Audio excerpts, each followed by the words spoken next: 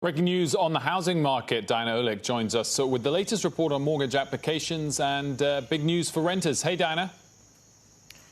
Hey, that's right, Wolf. Mortgage rates fell back a bit last week, and so did mortgage demand. Applications to purchase a home dropped 2% for the week, but were 28% higher than the same week 1 year ago.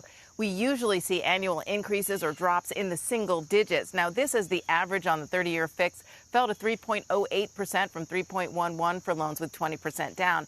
And even that low rate didn't do much for refis, which fell 3% for the week, but were 40% higher than a year ago. And from homeowners to renters, big news late yesterday as the White House and the CDC announced a major eviction moratorium. This as state programs were expiring. Now, to qualify, tenants must make less than $99,000 a year or couples up to $198,000. This includes those who got those economic stimulus checks under the Coronavirus Relief Act.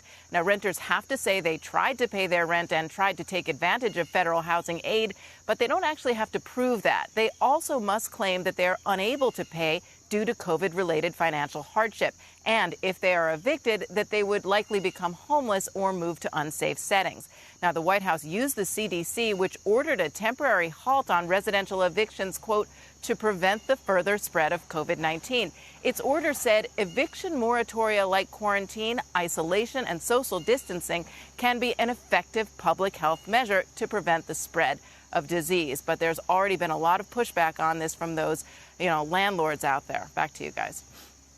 Just before we come to the landlords, the proof they have to offer comes after the fact of not being evicted? Well, it's when they are in danger of being evicted. They go online, they fill out a form, basically, that they can get through government or CDC websites, and they say all these things. They just have to say that they weren't able to pay, that they tried to use government funding, and that they would be in trouble if they were evicted. They don't actually have to show any proof of that, though, so that could be kind of an open door for fraud.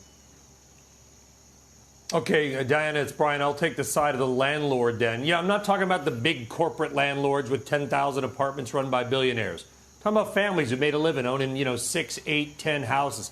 How are they supposed to survive without them getting rent? And that's the big question, Brian. Look, you've got a lot of mom and pop landlords out there who have to pay the mortgage, have to pay the utilities, have to pay the taxes on those properties, not to mention that a lot of that rental income is their own income. Now, on the call last night with senior administration officials, they said that there was some HUD money, some community development block grant money that could go to landlords, but it was unclear how the landlords would get that, what they would qualify for. And remember, a lot of them have not been seeing rent for several months now already. And the last time we had a major eviction moratorium like this that expired in July, that was the federal one that went into effect at the beginning of the pandemic, that went along with stimulus checks as well as extra unemployment benefits, and a lot of tenants use that to pay the rent. They don't have that now, so you're starting to see the numbers of rental delinquencies creep up very quickly, and that's really hitting landlords hard. Diana, thanks so much for that, and also interesting points on mortgage rates coming down. I mean, the 30-year itself had jumped from 140 to 155 last Thursday on those comments from the Fed about